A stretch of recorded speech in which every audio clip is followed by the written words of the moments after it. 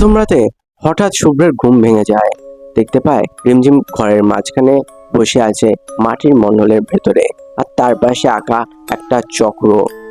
রিমঝিমের চোখগুলো পুরো উল্টে গিয়েছে, আর মুখে এক অস্পষ্ট মন্ত্র।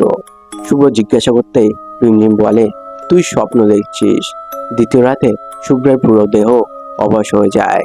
শুরু হয় একটানা কাশি, জিভ শক্ত হয়ে যায়, আর শুভ্রের বুকের উপর বসে থাকে এক এক কালো রঙের ছায়া, যার চোখগুলো আগুনের মতো লাল। হাজার চেষ্টা করেও সে চিৎকার করতে পারে না। আর ওইদিকে রিমঝিম জানালার পাশে দাঁড়িয়ে হাসছে।